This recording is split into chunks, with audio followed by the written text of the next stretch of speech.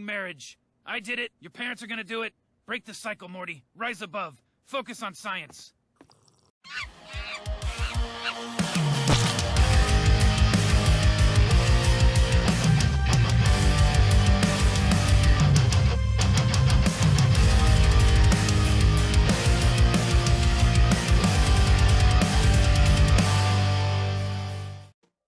Hey everyone, welcome back to the Enemies of Man series. This is going to be the last installment. Not the last video, there may be a follow-up video after this. But this is going to be the last major issue I'm going to talk about in this series. And that is the male sex drive. Now when compared to the dominance instinct, or the ego, it may seem like the male sex drive is the most shallow, the most superfluous. Because we have more or less direct control over how we respond to it, whereas dominance and ego or more unconscious. But I wanted to save this for last because this one is probably the most dramatically opposed to male interests. And this is why. When you look at male and female dynamics, there is so little that a woman brings to a man's life. Why would a man put up with women's shit, ever? Think about when you were a small child, before you hit puberty. You probably wanted nothing to do with women. Girls annoyed the shit out of you. You may have thrown dirt at them and called them poopy face. But the point is you really wanted nothing to do with girls. They were so different. They were into none of the things that made you happy. But then puberty happened. You started having all these hormones flood your brain, and all of a sudden you're bathing in Axe body spray and trying to get laid. And this is the point. These instincts, the sex drive, is so powerful in men. And the reason why it has to be so powerful is so that men associate with women who, if you look at it objectively, contribute little to nothing to a man's life. Now, I've made this point in several videos, but let me just reiterate it. Women need men. They will die without men. Men do not need women. Now, some people have argued, like some egalitarians and so forth, talking about, well, men need women to have children. That's true, but men don't need to have children. If you never get laid, if you just go celibate your entire life, like, a priest or something, you're not going to die prematurely. You're not going to suffer any health consequences from not getting laid. If you don't have children your entire life, nothing bad's going to happen to you. You may want to have children and may be unable to if there aren't enough women or if you're ugly or something like that, but you don't have to have children. Having children, having sex are not needs. You're not going to suffer if you don't accomplish them. They're just like goals. They're like becoming rich. You may want to travel the world, but you may not be able to because you can't afford it. You may want to have a family, but you may not be able to because you can't afford it. These are not needs. Men don't need women. So the question becomes, why would men provide these services in the first place, when women have very little to offer other than sex? Well, nature provides the answer. It gives men a much more powerful sex drive. We inherently value sex more than women. Now, that doesn't mean women don't value sex, they just value sex less. And they exploit the fact that men value sex far more. So it allows them to bring what little they have to offer to the table and get a lot more for it than they would if the male sex drive was equal to women's. In the past, I've made the point that men have a sex drive about 2 to 3 times or 200-300% more powerful than women's. For this video, I actually tried to track down original sources and get the actual statistics. Now, the original sources are behind paywalls or they're from books and stuff like that, but the secondary sources I'm going to be linking to are going to have quotes and references from the original sources, so they will be in the references. So in a nutshell, comparing gay couples to straight couples to lesbian couples, gay male couples have far more sex. Straight male couples are kind of in the middle, and lesbians have the least amount of sex. In fact, the term for this is called lesbian bed death. And the reason why it's called that is because lesbians just don't have that much sex. They just don't. Despite what porn may teach you, women aren't just going to town on dildos on each other all day. So the first major source was a book published in 1983 by Schwartz and Blumstein, which concluded that lesbian couples in committed relationships have less sex than any other type of couple, heterosexual, married, heterosexual, cohabitating, or gay male. And it reports that 47% of lesbians in long-term relationships had sex once a month or less, compared to 15% of heterosexual couples. 47 versus 15, and gay male couples have even more sex than heterosexual couples. Another study from the Journal of Sexual Medicine, quoted in the Daily Beast, says, quote, 22% more homosexual male couples who have been together for 2 years or less have sex at least 3 times a week more than heterosexual couples who have been together for 2 years or less. 3 times more than heterosexual couples. So we look at 47% of lesbian couples have almost no sex, compared to 15% of heterosexual couples, and homosexual couples have 3 times more sex than heterosexual couples. In fact, just based on table napkin math, if we just compare lesbians to gay male couples, and just conclude that that is a rough calculation of how much more powerful the male sex drive is, the male sex drive is 9.4 times more powerful in men than it is in women. Now again, it doesn't mean that women never have sex or don't enjoy sex when they're into it. It just means they want it a lot less. Women just don't want sex that often. Now, this is why women are able to use the sex drive to manipulate men. I talked about this in my video about social intelligence. All social intelligence is women using the male sex drive to manipulate men. They're not more intelligent than men. Men are just far more likely to defer to women because they're trying to get laid. You know, this whole thing about the monks versus the purple pillars and stuff like that. It's not always about sex, but it is based on the sex drive. And I'll explain it this way. Think about, again, when you were a kid, before puberty, you really wanted nothing to do with girls. You really didn't care what girls thought of you. They were icky, they had cooties. Once puberty hit, you suddenly cared what women thought of you. Even if you're not interested in having sex with a particular woman, you still care what she thinks of you. You still value female validation, even if you're not trying to get laid. This need, this desire, this pleasure we derive from female validation is based on the sex drive, even if we're not trying to get laid. So when you see a male feminist just shamelessly pandering to women and throwing his own gender under the bus, he's not necessarily trying to get his dick wet in some lesbian hairy snatch. He may just be looking for female validation because that validation gives him pleasure. So when we talk about, you know, these guys who kind of dip their toe in the MGTOW pool, but they're still dating, still looking for the one, on the hunt for the mythical Nawalt, they are sometimes accused of being addicted to pussy and all this other shit and trying to get laid. They are addicted to pussy, but it's not necessarily about sex, it's about validation. They're chasing women because that validation gives them pleasure, not necessarily sexual pleasure, but it tickles the part in their brain, which is based on the sex drive. This is why when we see a beautiful woman, we want to go out of our way to help them. It doesn't matter whether we're asexual, whether we're in a relationship or whatever. I mean, our wife or girlfriend could be right there. We're still going to be nice to a beautiful woman. This is based on the sex drive.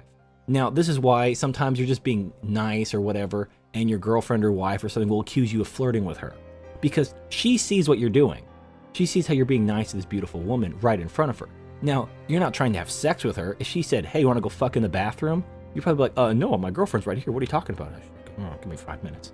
But the point is, even if you're not trying to have sex with her, you want to be kind to her. This is why beautiful women like Jodi Arias, who was found guilty of brutally murdering her boyfriend, was not sentenced to death. This is why young, attractive women who rape their babies aren't thrown in jail for life, or at least have to register as sex offenders for life, just like a man would in that circumstance. Because when a woman is young and attractive, men want to take care of her. They want that validation because of the sex drive. It is so powerful. It is 9.4 times more powerful. And nature did this to men to facilitate reproduction. All these instincts I've talked about, dominance, ego, the sex drive, instincts in general, are designed to facilitate 2 things, survival and reproduction. That's all that matters. When it comes to life in general, all that matters is survival and reproduction. Self-actualization is just one of those things that we strive for, but it's not built into our DNA. It's not required for life. I mean, you think of most life is unintelligent. You talk about viruses and plants and so forth. They don't give a shit about self-actualization. They're just trying to survive and reproduce. This is the basic instinct for all life. And if you want the starkest example of this, female suffrage. Now, female suffrage is where we fucked up in the West, in a democratic society, when we gave women the right to vote. We really fucked up. Because women are going to be more or less 50% of any population. It's just kind of how things shake out in nature. And when you give women the right to vote in a democratic society, they now have half the voting pool. And because they value security more than freedom, because they have an own group bias, and they're hypergamous, you guarantee yourself a massive government, which is going to seize wealth and have all this welfare redistribution, all this other bullshit. Now, that may be good if you favor that kind of government, but your freedom is going to be forfeit in that government.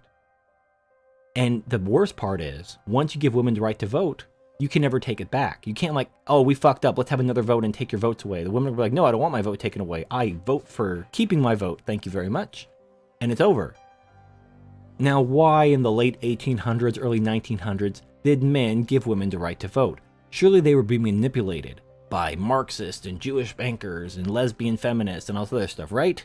They couldn't possibly have just done this of their own free will based on their sex drive, right? Well, the push for women's equality, for female suffrage, where we really screwed the pooch in Western civilization, started in Wyoming in 1869. Kind of ironic that it ends in 69, but it'll help you remember the date. So in Wyoming in 1869, Wyoming was the first state to give women the right to vote. Now, why did they give women the right to vote? Why Wyoming? Wyoming isn't particularly progressive. So here's an article from History.com, which talks about this historical day. The article says, quote, in Wyoming, some men were also motivated by sheer loneliness. In 1869, the territory had over 6,000 adult males and only 1,000 females. And area men hoped women would be more likely to settle in the rugged and isolated country if they were granted the right to vote, unquote. And that's how the snowball, which would eventually destroy Western civilization, started. Because thirsty men wanted to get laid. They weren't being manipulated by Marxists or lesbian feminists. They were just thirsty.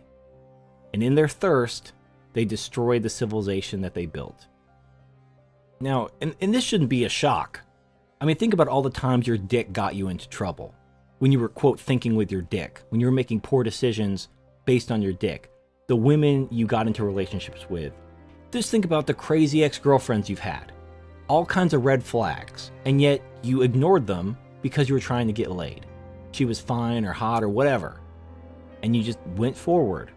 And in hindsight, you see what a bad idea it was. You saw all the red flags were there, but you ignored them because you were in love or whatever. Now, I'm not saying love doesn't exist. Obviously, love exists between, family and children and things like that. People love things. People love people. But this idea of being in love, this puppy love, infatuation, lust, these tingles you get when your heart skips a beat, all of these are just chemical processes in your brain to facilitate reproduction. When you fall in love with someone, when you just think about them all the time, this is your brain flooding you with chemicals to make you feel high. In fact, they've done studies. This is like being on cocaine. When you fall in love, quote unquote, it's like being high on cocaine. You are addicted to this woman. And this is completely designed to get you to reproduce. It's designed to get you to lower your guard and reproduce, because that is the function of this instinct, to survive and reproduce. It doesn't care what happens to you afterwards. It doesn't care that we have a gynocentric system. You're going to be put in baby jail. You're going to be living out of your car. They don't care. Your instincts don't care. They want you to reproduce. So like in my other videos, let's talk about solutions. Now, the male sex drive is very powerful. So what can we do to control it? Well, it becomes easier when you get older. I fall more on the monk side personally, but I don't judge people who want to get laid and want to have a relationship, because I've been there. When I was in my 20s, I was still looking to get laid. I was still looking for the NoWalt. Even though I had a lot of bad experiences, sex was that important to me. When the sex drive has you, when the sex drive is behind the steering wheel, there's not a lot you can do.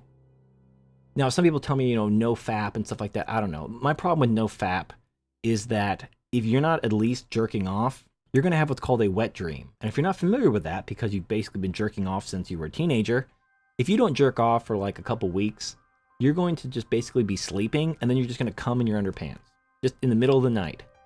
And now you have two choices. You can get up in the middle of the night, change your underpants, possibly change your sheets depending on how big your load was, or sleep in your cum stain like a dirty prostitute. And neither of those options appeal to me. I really don't want to sleep in my cum stain or get up in the middle of the night to change my underpants and sheets. So I just prefer to jerk off. Now, I don't do it like a fiend. Now, when I was like a teenager in my early 20s, I used to jerk off a lot, like 5 times a day. I used to jerk off like somebody bet me that I couldn't. But, now I only do it like every other day or so. It's not a big deal. It's just like, I get the urge. So you throw on some Pornhub, you just get the poison out. As Bill Burr said, you rub one out like a man. It's the champagne of victory. What also helped me personally, and hopefully this helps you. If any of my solutions don't work for you because they're based on my personal experience, I do apologize. You just may have to find what works for you. What worked for me may not work for you. But one of the things that helped me was I didn't enjoy sex that was shallow and meaningless. I wanted to have sex with a woman that I cared about, a woman that I loved. Shallow one-night stands with hot women just, they felt good. But there was just something missing. Once you understand female nature, once you understand that women don't really love men, they just love what you can do for them and what you have. They love external things. They don't love you. Because if those external things go away, they fall out of love with you. Nature did this to men. It's unfortunate, but it's true. You take away the mystery, the mystique of love. And once you take that away, it's like knowing how the magic trick works. Once you understand that these are just instincts your body tricks you with to get you to reproduce. Because nature made men disposable. We are a tournament species. A lot of people are like, oh no, we're a pair bonding species. No, we're fucking not. If we were a pair bonding species, we wouldn't need marriage. We have these institutions because men don't want to stick around because we're not a pair bonding species. When you look at birds and stuff like that are pair bonding, you notice 2 things. There's no sexual dimorphism, or there's very little sexual dimorphism, and there's no government. There's never any government in animals. But you see that these pair bonding species don't need a reason to stay together. They just do. Humans don't. We need these institutions to force us to stay together for the good of society. It doesn't mean we're entirely a tournament species either. We're somewhere in the middle, but it's not 50-50. I would say it's closer to 70-30.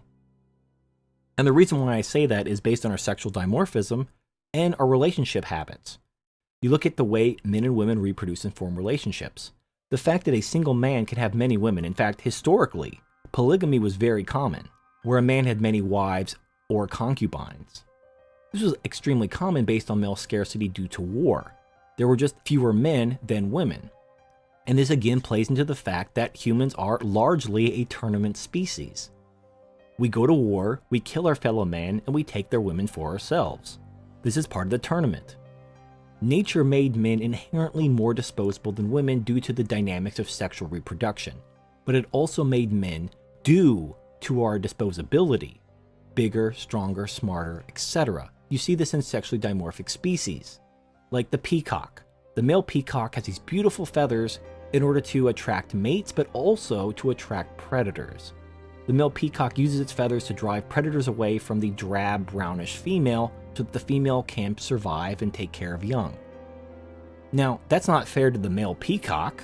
He didn't ask to have a big target on his back from predators. I don't know what the actual statistics are, but I would imagine that male peacocks get killed far more than female peacocks because female peacocks can blend into their environment and survive from predators and hunters or whatever. Whereas male peacocks, because they're so bright and beautiful, get fucking shot or eaten all the time. But this is an example of male disposability in nature. So we have these beautiful feathers. As humans, we have intelligence and strength. We are biologically superior to women in many regards, but we are made that way because we are disposable.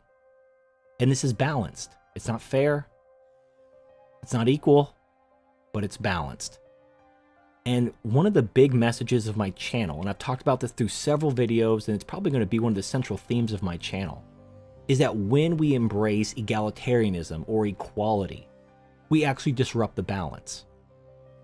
And when we treat women equally to men, we actually just fuck over men, who retain the disadvantages imposed on them from nature, but now have the authority and power stripped from them, giving away the power and authority that comes with the responsibility while maintaining the responsibility, which is fucking bullshit. But the problem isn't nature. If you understand nature, you understand how things are supposed to work. You see this in animal species all over. Most animal species that have sexual dimorphism which favors the male are patriarchal, for a very good reason. I talked about this in my Case for Patriarchy video. But it's balanced. It's okay. It's okay that women can't compete against men. They're not supposed to. Now, I don't think on a broad scale, men are ever going to just control their sex drive to the point where they will actually be able to take back society, as it were. I mean, just like in Wyoming, you're going to have these thirsty men who are going to throw their lot behind women in order to get laid, or at least for female validation, to be patted on the head and told they're a good man. That's just going to be there. The solution ultimately is to basically get rid of the need for women entirely, to use artificial wombs or cloning or something like that to make sure that men can reproduce without women. So women no longer have the monopoly on who gets to have babies or not. Because not everybody wants babies in the first place, but whatever. The point is right now women have a monopoly on who has a baby. And this heavily favors them, this monopoly.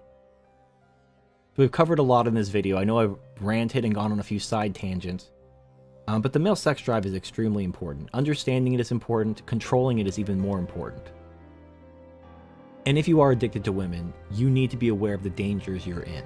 Now, just like anyone with an addiction, if you watch like any of these intervention shows, people's like, oh, I can stop at any time. Blah, blah, blah, blah, blah. And then they fuck themselves over and make really poor decisions. And this is why, channels like Messenger Rising warn men to be wise, not make these bad decisions. And if you still choose to date, if you still choose to hunt the mythical Nawalt, I wish you all the luck. I hope you find the Nawalt someday. I don't think she's out there, but I wish you all the best. But be wise, take care of yourself, and be careful. So this is Turd Flinging Monkey. Thank you for watching, and I'll see you next time.